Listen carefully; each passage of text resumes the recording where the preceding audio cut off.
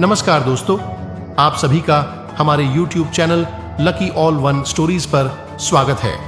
आज हम आपको एक राजा तथा उसके 7 बेटियों की कहानी बताने जा रहे हैं। इस कहानी के माध्यम से आपको काफी कुछ सीखने को मिलेगी। चलिए देर न करते हुए कहानी की ओर आगे बढ़ते हैं। दोस्तों, यह कहानी बहुत समय पहले की है।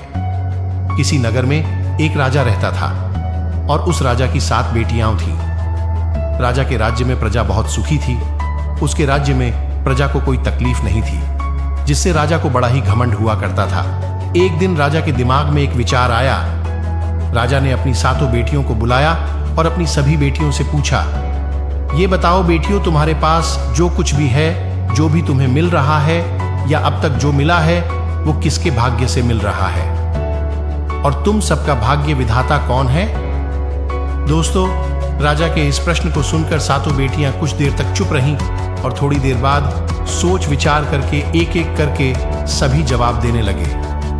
दोस्तों, उन 7 बेटियों में से राजा की 6 बेटियों ने उत्तर में ये कहा कि पिताजी, बेटी के भाग्य का विधाता उसका पिता होता है। जो कुछ भी मिल रहा है पिता के द्वारा मिल रहा है। हम सब आपका दिया खाते हैं और आपका ही दिया पहनते हैं। पिता ही बेटी का निर्णय करता है किस घर में बेटी का विवाह करना है, किस घर में भेजना है, किसके साथ भेजना है, किसके साथ विवाह करना है। ये सारी जिम्मेदारी और निर्णय पिता ही करता है। अब एक पिता अपनी बेटी को गरीब के यहां भेजे या किसी धनवान के यहां भेजे, ये सब कुछ पिता के ऊपर निर्भर करता है। अपनी 6 बेटियों के ये जवाब सुन करके राजा खुशी से गदगद हो गया। राजा बहुत ही ज्यादा खुशी और प्रसन्न हो गया। उनकी सभी बेटियों से यहां उम्मीद थी कि ऐसा ही कुछ होगा। उसके बाद छोटी बेटी का नंबर आया, जिसका नाम था कुमोदरी। जो राजा की 7वीं बेटी, जो कि सबसे छोटी थी, उसने अपने पिता से कहा कि हे पिताजी, माता पिता तो जन्म दे सकते हैं, वे हमारा भाग्य नहीं लिख सकते। भाग्य हम अपने कर्मों से तय करते हैं, कर्मों से बनाते हैं। माता पिता हमें जन्म देते हैं, हमें पालते हैं, पोसते हैं, लेकिन भाग्य विधाता कोई और होते हैं, माता पिता नहीं होते। क्योंकि भाग्य विधाता अगर माता पिता होते तो इस संसार में कोई भी लड़की, कोई भी स्त्री, कोई भी बेटी हो, उसको कभी भी कोई दुख या परेशानी नहीं होती। क्योंकि हर माँ बाप तो अपने पुत्री, अपनी बेटी के लिए खुशी ही चाहता है पिताश्री। इस संसार में तो सभी अपने हिसाब से ही सुख और दुहक को भोगते हैं, और यदि मेरे भाग्य में दुहक लिखा है, परेशानी लिखी है, तो आप मुझे खुशियां नहीं दे सकते। और यदि मेरे भाग्य में खुश लिखा है, तो आप मुझे दुख या तकलीफ नहीं दे सकते। दोस्तों, राजा को अपनी सबसे छोटी बेटी के जवाब की इस तरह उम्मीद नहीं थी। अपनी छोटी बेटी की इस जवाब को सुनकर राजा अंदर ही अंदर घुटने लगे। उसे यह जवाब बिल्कुल भी अच्छा नहीं लगा और उसी दिन से अपनी छोटे बेटी से नाराज और चिढ़ने लगे। दिन बीतते जा रहा था, लेकिन राजा अपनी छोटी बेटी के ऊपर अत्यधिक क्रोधित रहता। उसे लगता कि जो कुछ भी है वह सब मेरे कारण है, और यहां सोचता कि मैं सबको सब कुछ दिलाता हूं, खिलता हूं, मेरे कारण सब खुश हैं। और ये कह रही है कि जो भी मिलता है भाग्य और कर्मों से मिलता है।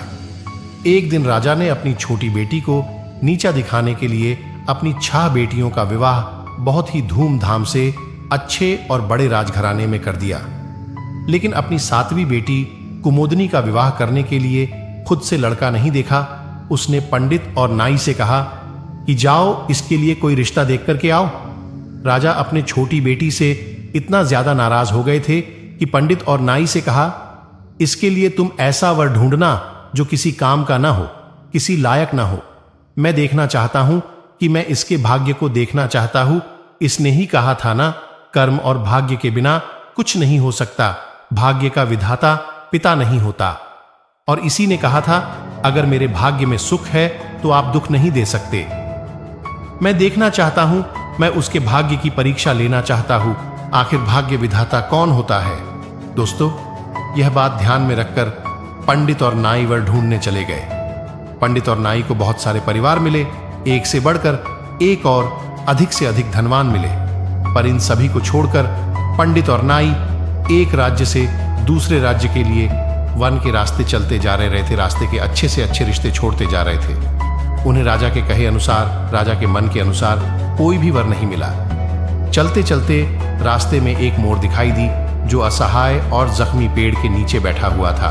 पंडित और नाई उसे देखकर सोचने लगे, राजा ने जैसा कहा है ठीक वैसा ही है। असहाय किसी काम का नहीं, इससे अच्छा वर और हमें कहाँ मिलेगा, क्योंकि ये मोर तो असहाय पंखहीन जख्मी और कुछ काम का नहीं। क्यों न इसे ही राजा के पास ले जाया जाए। और उसे पीठ में पकड़कर राजा के पास ले गए। राजा उस मोर को देखकर बहुत खुश हुआ और अपनी छोटी बेटी की शादी उस मोर से कर दिया। दोस्तों, राजा की छोटी बेटी को यह देखकर के बहुत बुरा लगा कि उसके पिताजी उससे नाराज हो के ऐसा भी कर सकते हैं, वो भी असहाय पंखहीन, और तो और वो भी मोर पक्षी से। शादी मुझे नीचा दिखाने के लिए इस हद गए कि मेरी शादी मोर से कर दी। वह यह सोच रोने लगी और वन में जाकर के एक झोपड़ी बनाकर मोर के साथ रहने लगे। कुछ दिन के बाद बीमार और जख्मी होने से मोर की मृत्यु हो गई और मोर को गोद में लेकर कुछ समय तक रोते रही। फिर रोते रोते मोर की चिता के लिए लकड़ी इकट्ठा की ओर चिता सजाई और मन ही मन सोचने लगी कि मैं भी इस मोर के साथ खत्म हो जाऊंगी। दोस्तों, संध्या का समय था। महादेव और मां पार्वती दोनों जगत भ्रमण कर रहे थे। वन से तभी एक स्त्री की रोने की आवाज माता पार्वती सुनती है। तब मां पार्वती महादेव से कहती हैं, हे महादेव, मुझे वन से किसी स्त्री की रोने की आवाज सुनाई दे रही है। यह झांत हो रही है मानो कोई दुख में है। भला वन में ऐसी कौन सी विपत्ति या दुख आ गई है? हमें जरूर सुनना चाहिए, देखना चाहिए, उसे हमारी जरूरत है। माता पार्वती की बातों को सुनकर महादेव और पार्वती कुमोदानी से मिलने उसके पास पहुंचे और महादेव ने पूछा, बेटी तुम क्यों रो रही हो? तो कुमोदनी ने कहा, हे परमेश्वर, मेरे पिता ने मेरे साथ बहुत बड़ा अन्याय किया है। उन्होंने मेरा विवाह जहां मनुष्य के साथ होना चाहिए वहां मेरा विवाह असहाय जख्मी से कर दिया। और देखिए, ये मोर भी आज मेरे साथ छोड़कर चला गया। अब इस संसार में मेरे कोई भी नहीं। मैं इस चिता में मोर के साथ जलकर मर जाना चाहती हूं। भगवान भोलेनाथ ने कहा, कुमोदनी तुम शांत हो जाओ। जिसका साथ इस दुनिया में कोई नहीं देता उसका साथ भगवान होते हैं। भोलेनाथ ने अपनी शक्ति से कुमोदनी के भाग्य को बदल कर रख दिया और उस मृत मोर को जीवित करके सुंदर सा राजकुमार बना दिया। और उन्होंने मोर की काया पलट कर दी और उसका नाम मोरध्वज रख दिया और उसे रत्नपुरी का राज्य सौंप दिया। दोस्तों, ये कहानी आपको अच्छी लगी हो तो इस वीडियो को जरूर लाइक कीजिएगा